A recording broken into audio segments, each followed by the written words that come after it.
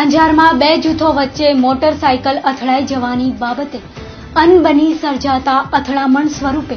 બે જૂથ આમને સામને આવી જવાની ઘટના પ્રકાશમાં આવવા પામી હતી। ઐતિહાસિક અંજાર શહેરના સોરઠિયા નાકા પાસે મોટરસાયકલ કોઈ વ્યક્તિ સાથે અથડાયા બાદ બે જૂથો વચ્ચે ઘર્ષણ સર્જાયું હતું। સોરઠિયા સમાજ તથા મુસ્લિમ સમાજના લોકો આમને સામને આવી જતા અને પથ્થરમારો કરતા બે વ્યક્તિઓને ઈજાઓ થવા પામી હતી। અંજાર શહેરમાં અજંપા ભર્યું વાતાવરણ થઈ જવા પામ્યું હતું તો પોલીસે ટોળાને વિખેરવા માટે 8 જેટલા અસ્ત્રવાયુના સેલ છોડ્યા હતા। પોલીસ દ્વારા સોરઠિયા સમાજના 250 થી 300 માણસોના ટોળા સામે રાયોટિંગ પોલીસની ફરજમાં રૂકાવટ સહિતની વિવિધ કલમો તળે ગુનો નોંધી આગળની તપાસ હાથ ધરી હતી। જ્યારે આ સમગ્ર ઘટનાને વિશ્વ હિન્દુ પરિષદ અને હિન્દુ યુવા સંગઠનના પ્રમુખ રઘુવીરસિંહ જાડેજાએ વખોડી હતી। જુઓ, આ ઘટના પ્રથમવાર નથી બની। આ ઇતિહાસ ગવાહ છે આનો કે જ્યારે અમરનાથમાં યાત્રા શરૂ થાય ત્યારે ત્યાં પણ હિન્દુઓને રોકવામાં આવે છે અને જે અંજારમાં ઘટના બની કે ભાઈ આવો આજે હિન્દુઓનો પવિત્ર દિવસ છે અને એના દિવસે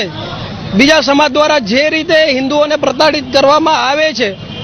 તો અહીંથી મારી તો એક જ દ્રષ્ટિ છે કે હિન્દુ સમાજને દબાવવાની એક તરફ એક વર્ગ એકતાની વાતો કરે છે અને બીજી તરફ એ જ વર્ગના લોકો હિન્દુઓ સામે હંમેશા લડવા ઝઘડવાના અને મારવાના મૂડમાં હોય છે। તો અહીંથી હું હિન્દુ સમાજને એવી અપીલ કરવા માંગીશ કે આ સામાજિક એકતાના નામે જે રીતો કોમી એકતાની વાતો જે કરે છે આવા જ લોકો આવા દંગાઓ પાછળ સામેલ હોય છે તો હિન્દુ સમાજ ખાસ જાગે અને કોમી એકતાની વાતો એકતરફી કોમી એકતાની વાતો કરતા કે એક જણાને કહેતા હોય કે તું મારજે અને પાછળ એ ઝઘડો ત્યાં પછી પાછા એ જ વ્યક્તિઓ જઈ અને પતાવટમાં જતા હોય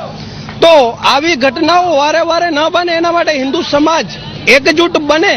અને જે આવા પ્રપંચો કરે છે એને એની જ ભાષામાં જ્યાર સુધી હિન્દુ સમાજ જવાબ નહીં આપે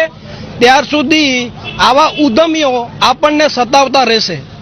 જો કાયદો અને વ્યવસ્થા ઉપર તો અત્યારે હું કાંઈ કહેવા નહીં માંગુ કારણ કે જે થઈ રહ્યું છે એ ભાઈ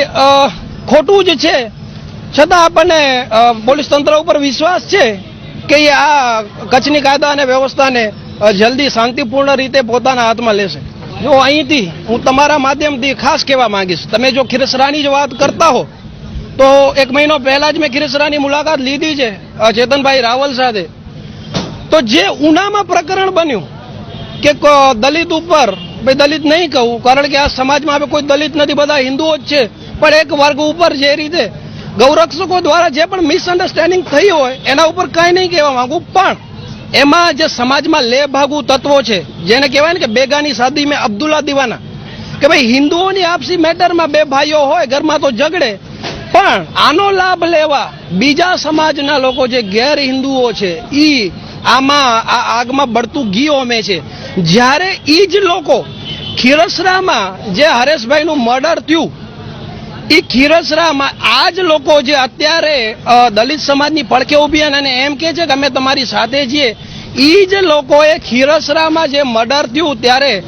એમના લોકોને બચાવવા માટે કલેક્ટર સાહેબને આવેદનપત્ર આપેલું કે આ 18 જણા નિર્દોષ છે એની સાક્ષી આજે પણ ખીરસરા ગામમાં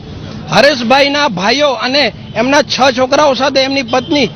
આજે પણ એ ન્યાયની અપેક્ષામાં છે કે મને ક્યારેક ન્યાય મળે અને કોમી એકતાની વાતો કરવાવાળા લોકો આ રીતે હિન્દુ સમાજને ભ્રમિત કરી રહ્યા છે।